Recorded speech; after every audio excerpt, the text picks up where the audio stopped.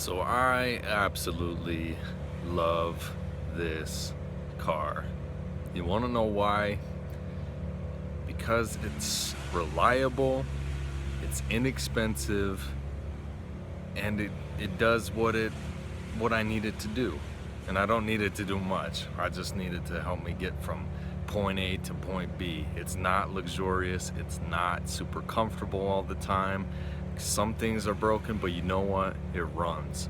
So I'm going to show you the advantages of driving this, kind of give you a breakdown of what this has cost me and why you should consider driving a beater or a car that may not be too appealing but still does what you need it to do. I'm a big fan of this 97 Civic, so let's check it out. So let's talk about the exterior first. As you can see, the paint is very worn out, kind of foggy headlights, but still some decent visibility. A little dent here, but that's no big deal. Walking around, there's still some more faded paint. Now these tires are, I believe all of them are pretty much brand new. I did have to replace a couple due to my stupidity, and the previous owner was running it on a dented wheel, so that was a pretty minimal expense. I picked this car up for just about, I believe I paid $800 for it.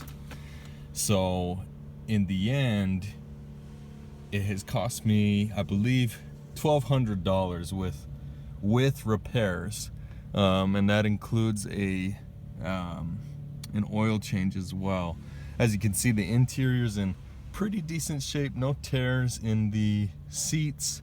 The AC does make a funny noise when you turn it on, and this little panel right here did fall off, but nothing some Gorilla Tape couldn't fix, so that's all fine. It is a manual transmission, and I swear to you, this thing has to get between 35 and 40 miles per gallon. I'll do a video on that in the future.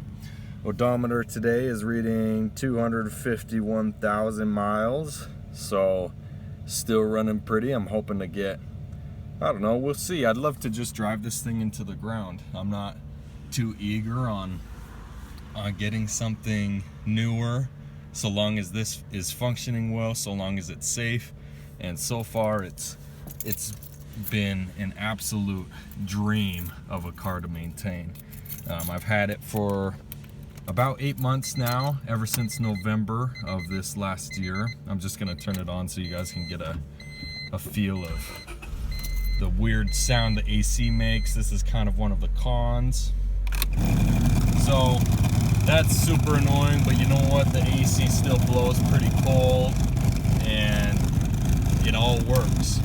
It's just gotta rumble. I think I just gotta get in here somewhere back there and take care of the little motor that runs the air conditioning or something like that. Hopefully you guys can still hear me with that nasty rumbling going on. Cruise control all works. I've taken this on some decently long trips, nothing too crazy, but it does fine even if I'm driving it for a couple hours. And let's see what else we got here. So all the tires are pretty much new. There is one wheel that is different from the rest, but I'm not stressed about that. I'm totally cool with that. More chipped paint. Trunk space there's plenty of trunk space. Got some emergency, the first aid kit, the jumper cables, and then I think this is just the donut underneath here. Yeah, just the donut.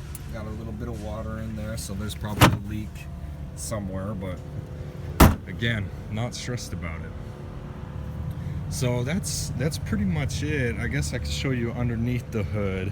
That is, I guess, another quirky thing about this is you have to use this little wrench in order to pop the hood.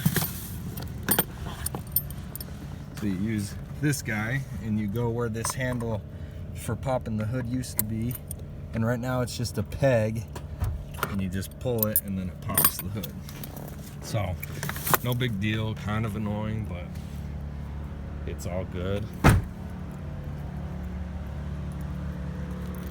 And you gotta find a little lever. Oh, come on. I always have trouble finding this. There we go. So all things considered, everything's pretty clean except for that poor intake. The thing that cost me the I think it was $250, was I had to get those battery terminals replaced. The car wasn't starting after I came back from a vacation, so took it in, and it was the battery terminals. So $250 for that. I believe it was $20 for the wheel, $50 for the tire, and then tax and title were like another $50. So, and then that repair. So really not a whole lot of money. And that's why I think people should really look into to getting a beater, because it is not pretty by any means, but it does the job, and it's a lot better than having a ball and chain payment each and every month for a car that is depreciating in value, and you likely will never get your money back on it. I'm not planning on getting my money back on this, but there's not a whole lot of money invested. So this is my 97 Civic, 250,000 miles, hoping to get, we'll see, maybe 300. If it broke tomorrow, that'd be fine. I've got money saved up that I'd probably go get another one of these, or a Toyota Corolla or a Honda Accord or something of the same era. So here's one look into one of my beaters. And remember that you want to act broke, and you even want to drive broke, so that you really never have to be. Thanks for watching.